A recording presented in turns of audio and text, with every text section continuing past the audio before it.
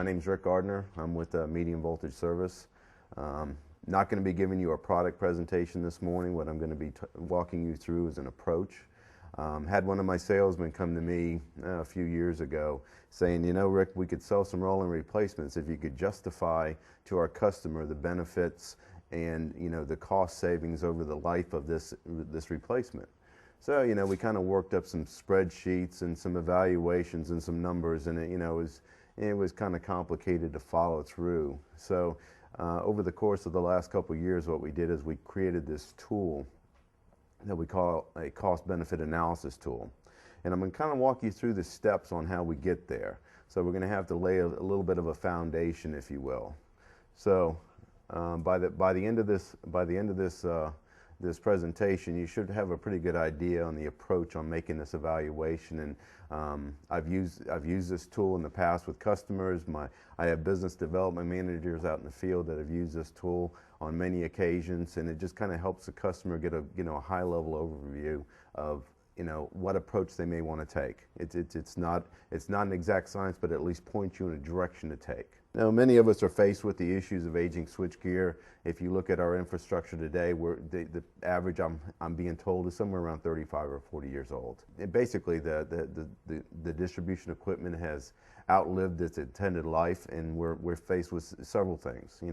We've got old technology, we've got attrition of the workforce, we've got environmental issues with the arc chutes. They've got asbestos in them. Some of the challenges that many of the customers are facing today is, what do I do? How do I go? There's lots of options. What we're going to do is we're going to walk through the steps today of what does it take to make an evaluation.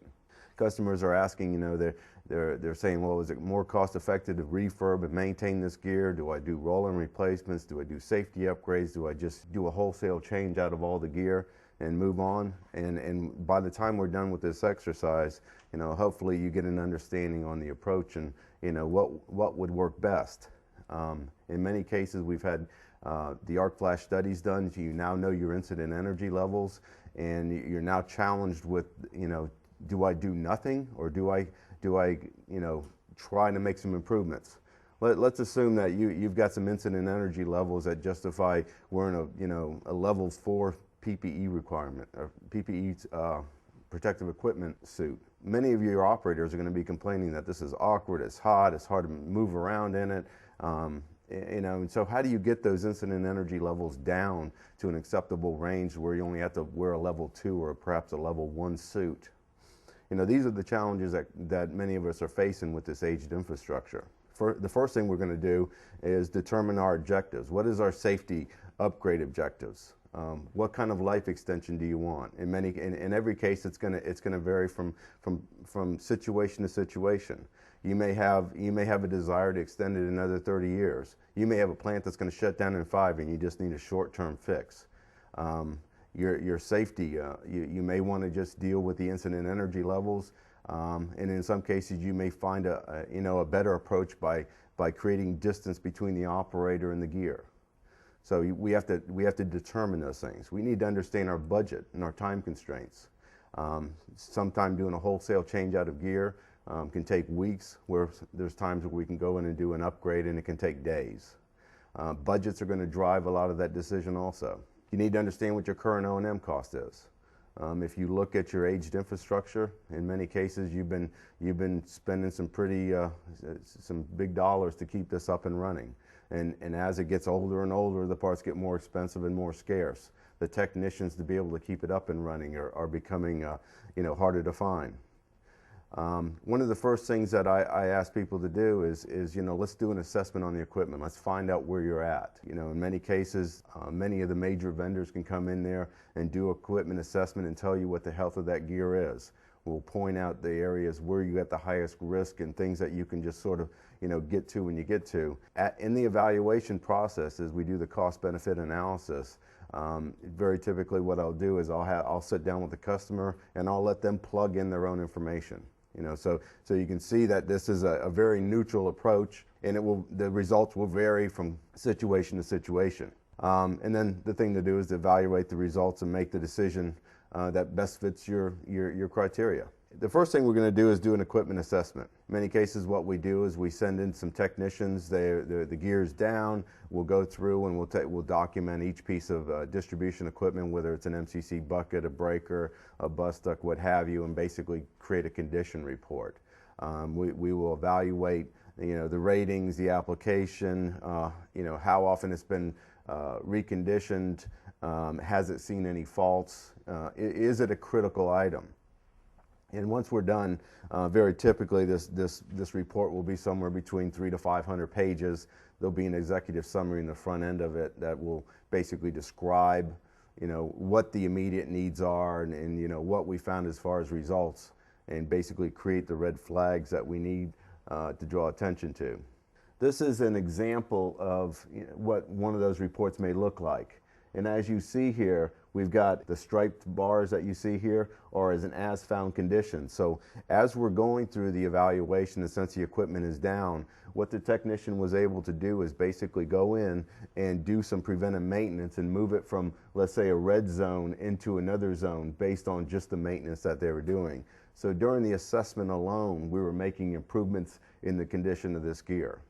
And each one of these assessments is going to vary from place to place. It's got environmental impacts, how much maintenance was performed, how regimented are they at doing this maintenance and refurbishment work. So now we're going to get into the discussion of the cost-benefit analysis tool, and I kind of need to lay the foundation on how this works so that as I go through the presentation of it, it kind of makes sense.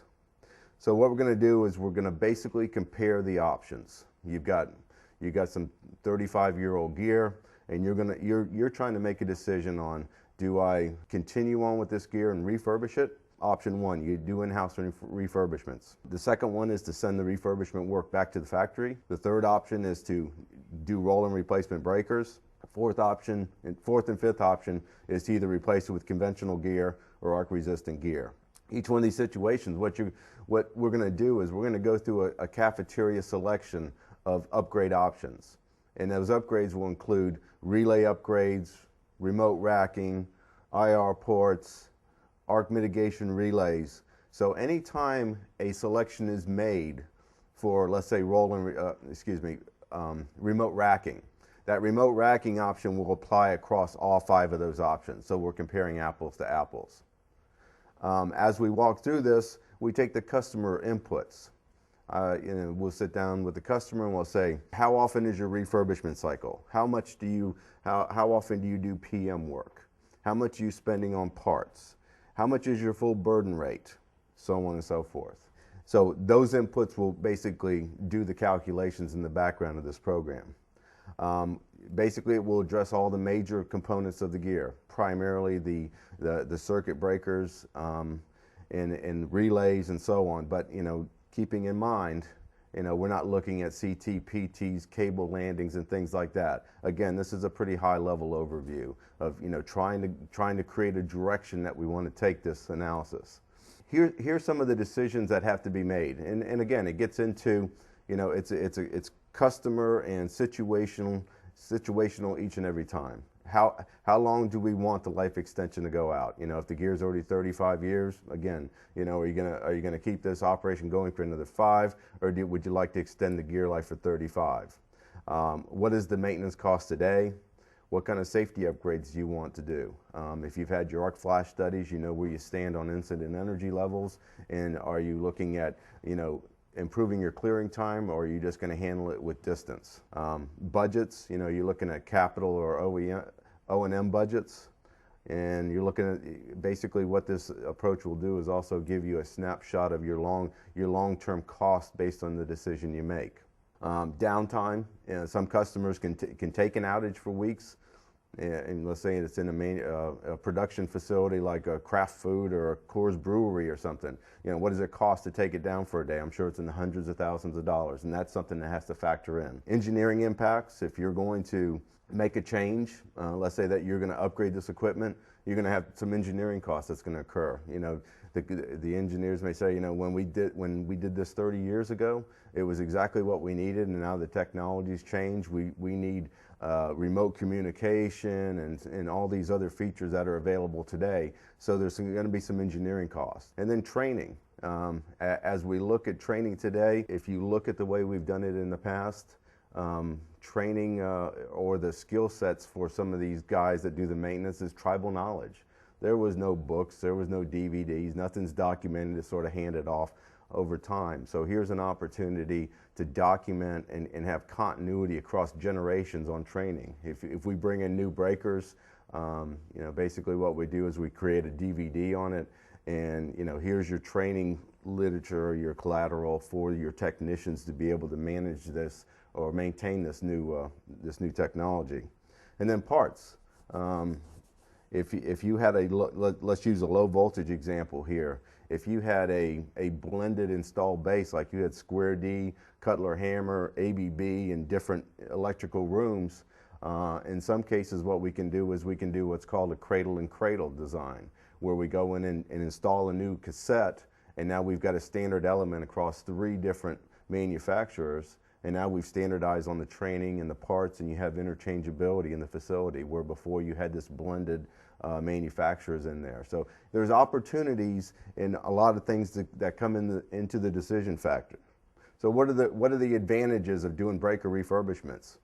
If we send it to the factory, we're going to end up with factory expertise. If you send them to our facility, we do a full tear down. We replate, we repaint, we give a full 1-year warranty on the breaker. It's done to the latest drawing. All the upgrades that were done, any revisions to that breaker are now incorporated in. So you basically get a new breaker with old parts. Not old parts, but it's an old breaker with refurbished condition. And then if you did it in-house, you've got the advantages of you can do it on your own schedule. You don't have to send it out. You'll reduce your cost because your burden cost versus the factory cost is probably lower. And then there's no shipping expense. And at the same time, you're developing expertise to be able to refurb those breakers in the future. Then if you're going to replace breakers, and we can use this tool for low voltage or medium voltage, but in this situation I chose medium voltage. In this situation, when we replace a breaker, we utilize the AMVAC breaker technology. This element has been life cycle tested for 100,000 operations. There's 7 moving parts in it. It's a workhorse of a breaker. The VIs will wear out before the mechanism does. So what are the advantages? You get the latest technology, you've got reduced parts, you've got reduced maintenance, you've got reduced training, it's got a longer life cycle, longer warranty, and it's very simple to repair. So now when we get into the advantages of replacement gear, one of the things that I like to make sure that we fully understand is no matter what you do to your aging gear, you're never going to make it arc-resistant gear. So you're not going to be comparing apples to apples. So if that's your expectations, you're not going to get there. But you can close the safety gap considerably when you look at remote racking and arc flash mitigation relays and so on. But you'll never have arc-resistant gear. That just can't happen because of the design. You can see the design of arc-resistant gear. It's designed to basically, as the pressures build up in the cell or in the bus compartments, it exhausts out the roof vents before any explosion occurs and projectiles are thrown. So the design of the gear just isn't there to support it. So all you can do is kind of make upgrades to it to improve the safety. Here's the advantages of the arc-resistant gear. You got a wholesale change out. When you go in there, everything's new. The breakers are new, the relays are new, the communications are new, and so on. You've got the latest arc-resistant protection. You got the latest technology. All your engineering upgrades are incorporated. You've got reduced maintenance. You're able to update your training and meet the latest standards of the industry. The only difference on the conventional is that you've got the same advantages, except you don't have the arc-resistant design. I'm going to kind of walk you through the demo tool, and it's basically an access-based demo tool, and I'll jump into that right now. Let's put down we got 12 frames, and let's put down that we've got 15 breakers. Let's say it's too high situation. We want to extend our future life 30 years. Our normal cycle time for preventive maintenance, 2 years. The labor on the old breakers, we usually call that 4 hours. And for the new breaker, let's just say that's 2 hours for the guy to get out there and do that. And then we're going to get into the refurbishment. Typically what we recommend is 10 years for refurbishment cycles. Let's just put in 8. The cycle on the new breaker, put in 20. The labor on the old breaker, for you to do it in-house, since you're lacking talent, let's say it takes 60 hours. And for the new breaker, since it has very few parts, we'll say it's 15. Okay, so we plug all those in. Then we go over to this column here, and we ask, what is your labor rate? So let's assume that the customer labor rate fully burdened is about 85 bucks an hour, which is low. Parts kit to repair the breaker that they have, let's say that they spend $1,500. Parts kit for the new breaker is $250. We're going to enter the inputs, and this is the cafeteria selection here. This is where every upgrade that we add to one is added to the other. We're going to go through installation and commissioning assumptions as far as how much it costs per frame. We're going to make some assumptions on how much each lineup of switchgear costs per frame, and it's going to all go back to the original calc sheet that I just plugged in. If we've got 12 frames, it'll take this number and calculate it by 12. And you'll see where I'm going with this. So let's go through and say installation costs about $5,000 per frame. I know these numbers are pretty solid for some basic gear, so we'll just leave those in. We'll say it costs $2,000 per frame to do the engineering, $5,000 per frame to demo it. The REA arc flash mitigation, it typically costs about $3,000 per frame for components and installation. Remote racking device, if you've seen it down on the show floor, that setup can run about $20,000, depending on how much expandability you've added to it. Then on replacement breakers for medium voltage, the average is about $15,000. Factory refurbishments run about $10,000. Relay upgrades, what we're doing here is we're taking the EM relays or the electrical mechanical relays off the gear, and we're creating a new door with new microprocessor based relays with a pigtail and going out and tying it into the gear. So that's what a relay upgrade is for old equipment. Then any of these I can zero out or I can leave in, but for the sake of this exercise I'll just leave them in so you can see how it looks. What we do is we go to the result page. It plugs in all the numbers based on the calculation from the previous 2 sheets. $800,000 to change that out. For the conventional gear, you're looking at about $750, so it's really kind of a no-brainer. You just take that leap and go ahead and put the arc-resistant gear in. But when you look at the refurbishment compared to a roll-in replacement, keeping in mind what we're doing here, in this situation, we've replaced every breaker, we've replaced all the relays, we've added remote racking, IR ports, REA relay. So now we've basically got a whole new lineup of gear, pretty much, except for the things I made a disclaimer on earlier. It's not going to be arc resistant. We're not looking at CTs and PTs, and not going to be added in. But it's kind of a high-level overview to help make a decision. Which path do I want to go down? It's not an exact science, but it does give you, okay, so I know the path I'm going to go down. Now I can drill down and do the hard numbers. So it's basically just a tool to kind of help and play what-if scenarios, if you will. If you've played with TurboTax, you can do the same thing here. You can change things out and plug and chug and see what works the best for you. So basically what you've got here is, you've extended the life of the gear another 30 years for essentially half the cost. The only thing missing is it's not arc resistant, but you've improved the safety considerably. And then when you look at the cycle times, there's no factoring in of any cost for cycle times. If you're in a food processing facility or a mining facility and you've taken that gear out for weeks, there's a cost associated with that too, versus the upgrade. This is taking a look at, using my previous examples, not the one we just ran through. This is taking a look at, the cumulative cost outlay over time. We're here, this is all capital, and each one of these bumps that you see along the way is basically the PM and the refurbishment work, kicking in over time, and this is over a 30-year span. Same thing here. You got your factory refurb in yellow, the replacement breakers here. You can see that the refurb and maintenance cost is reduced. So there's a certain amount of capital going in the beginning, and then you've got some small O&M impact over time, and then you've got your in-house refurbishment. The conclusion.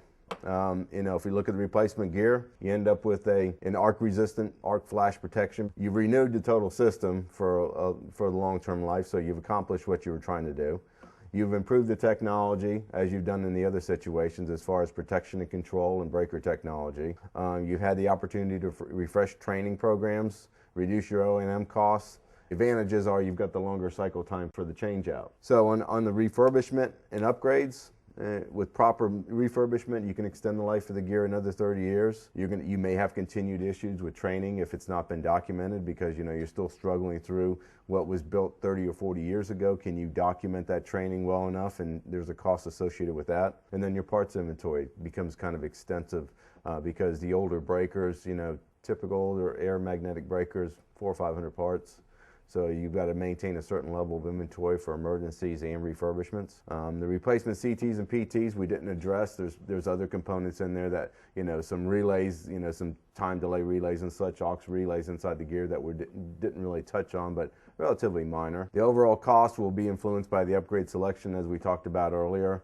And even though it's the lower short-term cost outlay, it's still, what do you end up with? You still got 35-year-old technology as far as the breaker goes. Replacement breakers and upgrades, you've got now a higher reliability, you've got improved safety, you have an opportunity to upgrade your training and your parts inventory. The overall costs, of course, will be influenced by the upgrades selected. So, the more of the upgrades you select, the higher the cost will be. You've now had an opportunity to get a snapshot of what does it cost to extend the life of my gear 30 years.